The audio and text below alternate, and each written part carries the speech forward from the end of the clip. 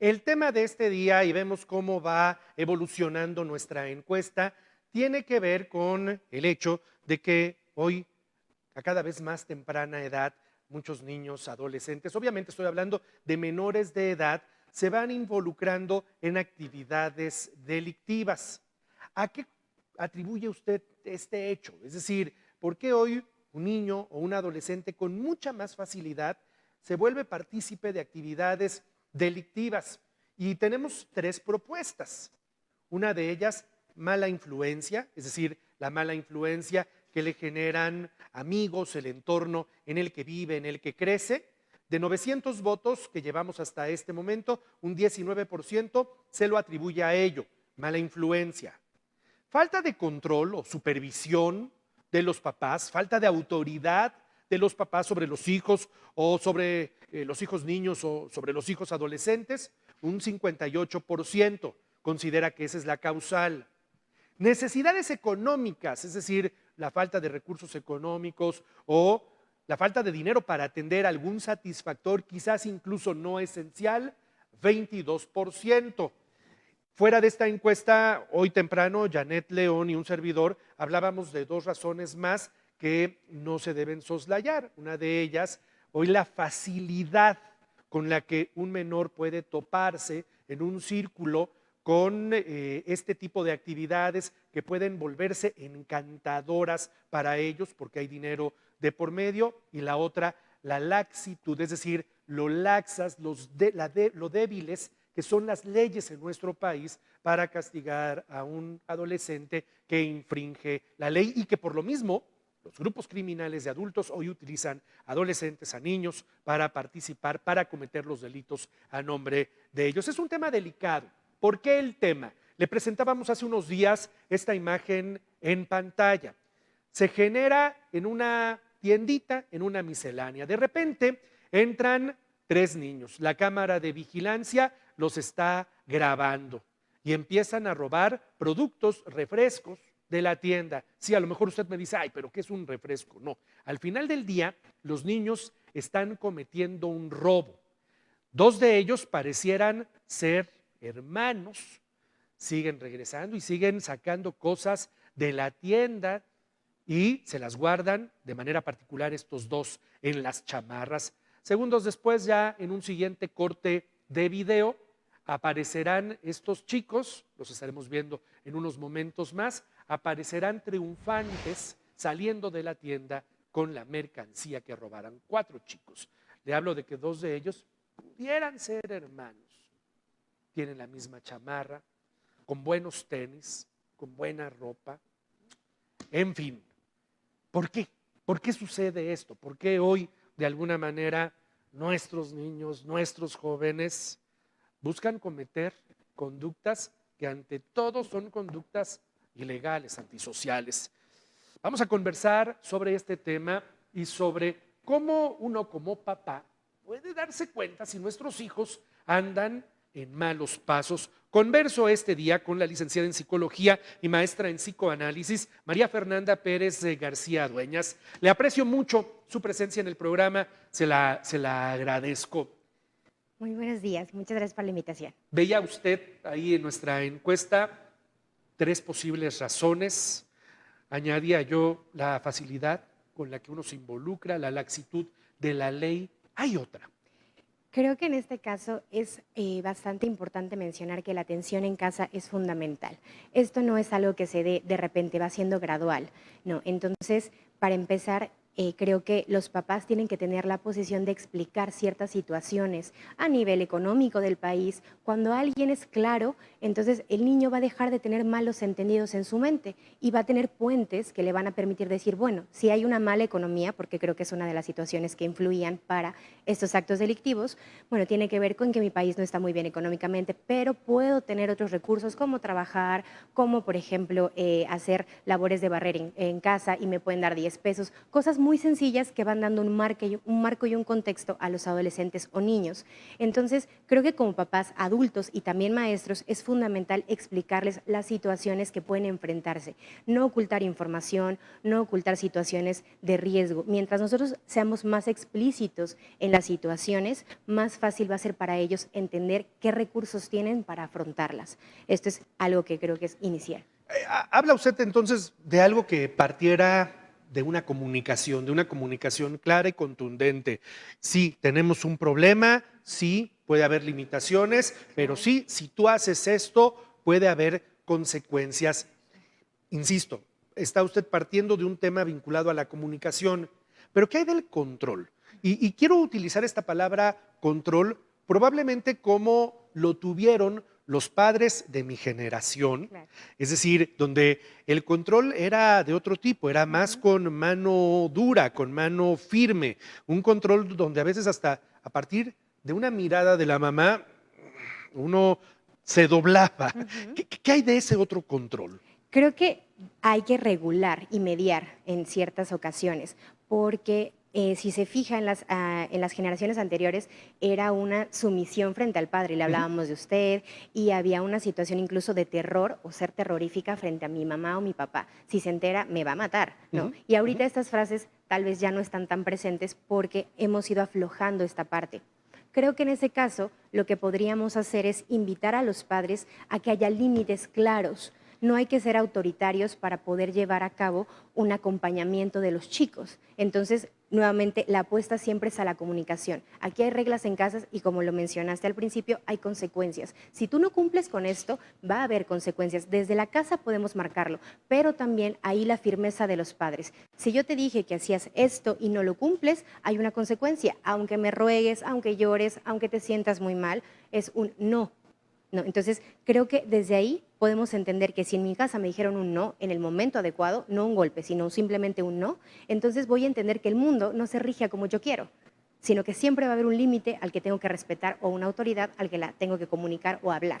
Entonces, la apuesta y el consejo que le doy yo en este caso a los padres es que siempre haya firmeza en cuanto a sus consecuencias, en cuanto a sus reglas en casa, desde muy chiquitos. Si tienes que tender la cama, ok, es tu rutina, tienes en tu pared lo que tienes que hacer día a día. Si tú no lo cumples, hay una consecuencia. No sales al parque, no puedes pasear con el perro, o sea, cosas que de momento a la edad son sencillas, pero van a ayudar a formar estos límites. Muchas mamás seguramente, licenciada, maestra, muchos papás, muchas mamás nos dirán, sí, pero es que no hay tiempo. Es decir, antes había tiempo, hoy a lo mejor cada uno de los dos, o solamente ella, si ella es la que lleva la carga Ujú. económica del hogar, pueden tener no nada más un empleo, sino dos empleos. Y entonces siempre vendrá la razón, iba a decir pretexto, pero bueno, dejémoslo en la razón de que no hay tiempo, no alcanza el tiempo, no me da tiempo de estar viendo qué hace y qué no hace. Ok, bueno, en este sentido es complejo justamente por las situaciones a las que nos enfrentamos, pero creo que a pesar de que no haya tiempo, no es necesario que estemos detrás de los chicos. Una vez que nosotros dejemos claro ciertas cosas en casa, con eso tenemos un apoyo. Y si vamos viendo que le está costando trabajo al chico, entonces tenemos otros recursos como maestros, por ejemplo. Yo sé que también es muy difícil a veces para los maestros, como es que tengo que calificar, tengo que hacer, porque claro que también te dicen no tengo tiempo de estar checando a cada alumno, pero creo que sí se puede haber un acercamiento y un trabajo en conjunto. Alcohol, drogas, sí son factores que puedan inducirlos hacia una dinámica de ilegalidades.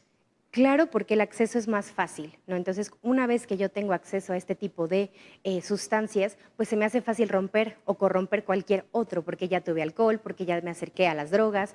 Entonces, en este caso, también es algo muy importante la atención, como les mencionaba, porque tú ves a un chico y de repente en la adolescencia son apáticos, es que no quiero ir, mamá, no quiero salir, no me quiero bañar casi casi, y es parte del proceso, pero no es justificación para que no se haga.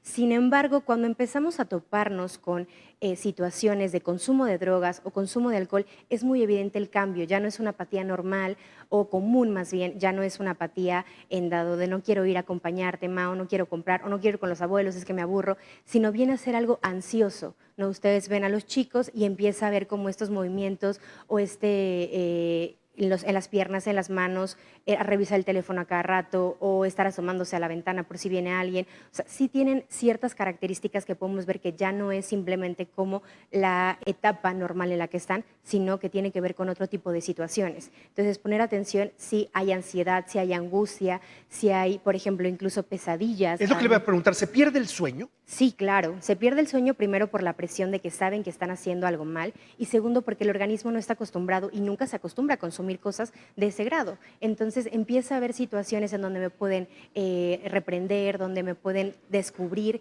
y entonces empieza a haber esta paranoia. Por eso la ansiedad, la angustia de ver a todos lados. Eso creo que es fundamental para darnos cuenta. En función de nuestro tema, digo, esto es importante porque hoy de alguna manera está demostrado que un chico, hablo y usted ahorita nos platicará desde qué edad se ha topado hoy con casos, pero que un chico que hoy está entrándole a un tema de alcohol y a un tema de drogas tendrá mayores posibilidades de entrar en una dinámica delictiva. Hoy, ¿desde qué edades empiezan a observarse casos de adicción a sustancias tóxicas? Creo que en este caso también dentro del consultorio nos topamos con que la adolescencia ya está marcada desde mucho antes. Normalmente a generaciones anteriores la preadolescencia se venía marcando que será a los 12, 13 años y la adolescencia como tal a los 14, 15, 16 y en adelante. Hasta los 21 dejamos de ser adolescentes. Entonces, en este caso actualmente ya la preadolescencia viene desde los 10, 11 años. Wow. Entonces ya desde ahí biológicamente tenemos algo marcado y creo que a veces como papás cuesta trabajo ubicar orgánicamente en qué etapa están. Entonces todavía los seguimos tratando como niños y es por eso que comentabas hace un momento con el video, como de, ay, es que parece un juego para ellos. Y efectivamente, como todavía no los ubicamos ya como preadolescentes, en casa posiblemente les solapamos estas cosas. Entonces sí es importante que ubiquemos que ya la preadolescencia se marca desde los 9, 10, 11 años y a partir de los 12 a los 21 ya es la adolescencia como tal. Entonces, si nosotros tenemos claro esta parte, va a ser más sencillo empezar a entrar con mayor firmeza con los preadolescentes. Entonces, cuando empezamos a poner estos límites, va a ser difícil que estos chicos entren a estos actos delictivos, pero sí es de muy temprana edad ya, incluso viene a ser importante porque cuando los chicos pregunten, ay, ma, es que, ¿qué es esto? Papá, es importante nuevamente la apuesta hacia la comunicación. Claro que sí, ¿quieres hablar de alcohol? Perfecto, vamos a hablar de alcohol porque no es malo. La relación de cómo nos genera, eso es la diferencia. O sea, el alcohol está ahí, pero cómo yo me relaciono con el alcohol, creo que es fundamental. ¿Por qué? Porque ahí da a entender que hay una situación que yo no comprendí de cómo se toma el alcohol. Entonces mi relación va a ser caótica, va a ser confusa y entonces voy a empezar a ingerirlo para tratar de entender cómo tengo que hacerlo. Finalmente, la parte clave de esta charla. ¿Cómo puedo detectar yo como papá, como mamá, que mi hijo, que mi hija, preadolescente, adolescente, ya anda en malos pasos? Ya anda metido en situaciones ilegales, porque, insisto, la incidencia de casos es bastante, lamentablemente es bastante alta. Claro. Bueno, creo que para empezar, cuando hablamos de actos delictivos, van a empezar a aparecer, por ejemplo, objetos que nosotros no compramos. De dónde apareció un Xbox, por ejemplo, que es algo caro. Sí, sí, sí, ¿no? claro. Dónde Sí, sí, apareció sí. esta televisión o un teléfono nuevo. Y los pretextos, es que me lo regaló un amigo. Ok, en ese momento, a ver, vamos a hablar con el amigo, vamos a agradecerle por el regalo que te hizo y entonces vamos a ver cómo entra en conflicto nuestro chico o nuestro niño, en este caso, bueno, preadolescente. Entonces, darnos cuenta de eso, tienen dinero con mayor facilidad.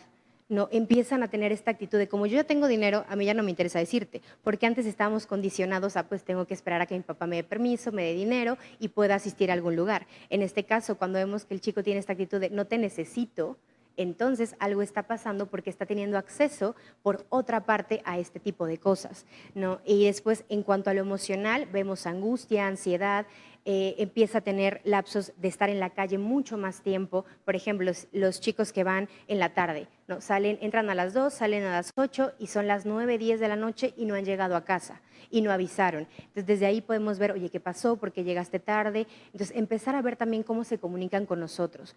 Si hay una comunicación clara en donde, no, ma, es que me quedé a hacer un trabajo, ah, perfecto, para la siguiente avísame con quién te quedas. Ahí tenemos un primer, pero si ya es algo constante, entonces sí es momento de empezar a conocer las amistades con las que anda, dónde está su escuela, o sea, cosas muy elementales para ir viendo esta situación.